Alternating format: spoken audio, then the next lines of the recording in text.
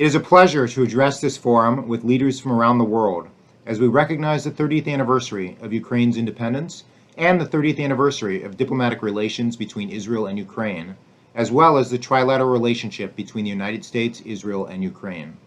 The fate of our Jewish brothers and sisters everywhere in the world is of great importance to the American Jewish community.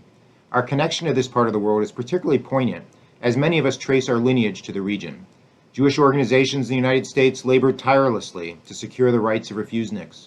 We then participated in the rebuilding of Jewish life in the former Eastern Bloc in the 1990s and have remained deeply engaged in such efforts. The commitment to Jewish life around the world is a priority for the Conference of Presidents of Major American Jewish Organizations, 53 national Jewish organizations, which represent the full spectrum of American Jewish religious, political, and ideological life. We also share a commitment to fighting the worldwide increase in anti-Semitism. Anti-Semitism, which never completely disappeared, has returned with a vengeance. We are now experiencing here in the United States what many of our European brothers and sisters have experienced for the last 20 years. This new anti-Semitism is a composite, if you will, a hodgepodge, combining age-old racial and religious enmity towards Jews with two new elements. The first of these complains that the Holocaust memory itself is excessive, obscuring atrocities committed against other groups, serving the interests of an imagined Jewish lobby. Denial and lack of awareness of the Holocaust persists, and we must face the unending work of ensuring that the memory of those who perished is remembered. The second element of this new anti-Semitism, appearing under the guise of anti-Zionism, proceeds to heap upon the State of Israel accusations that were once leveled against Jews. While it is impolitic to call someone a dirty Jew, the haters simply call us dirty Zionists, unfortunately with impunity in far too many circles.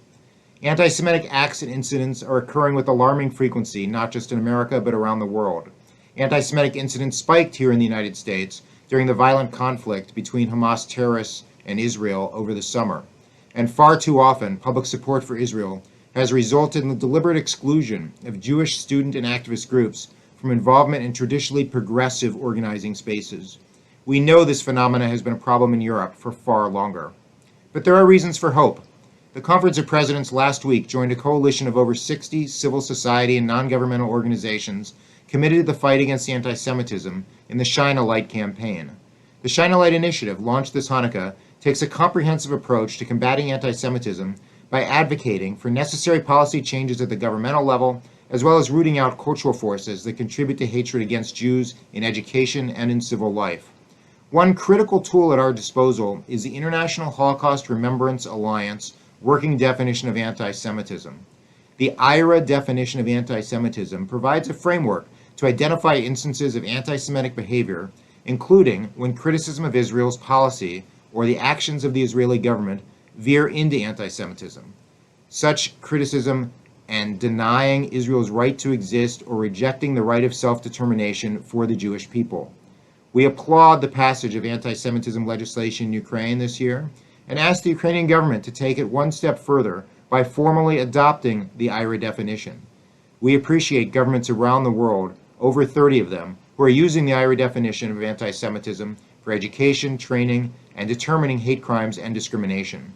In this critical fight, we must clarify what constitutes anti-Semitism and remain vigilant for mutating forms of anti-Semitic hatred, so that we can all avoid being bystanders in our communities. We can, in concert with each other, make meaningful progress against anti-Semitism and other forms of bias and discrimination. The danger will not recede unless we act against it, and in doing so, we act not only for ourselves, but for everyone in our entire society. No one is ultimately safe in an environment where hate freely circulates. This year, let us take action against anti-Semitism and the challenges that face Jewish communities across the world.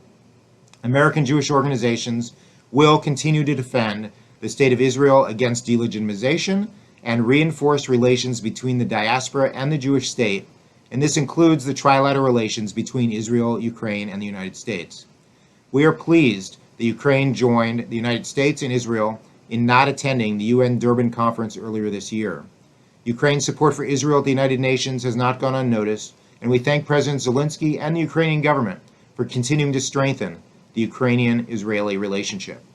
It was an honor to be in Kiev a few months ago at Babi Yar with members of the Ukrainian Jewish community American Jewish leaders, world leaders, and leaders of Israel. We're pleased that President Zelensky provided a formal endorsement on behalf of the Ukrainian government and look forward, finally, to the completion of the Babi Yar Memorial. Now that the pandemic has begun to subside, I hope, too, to see many of my friends and colleagues at this conference in person next year.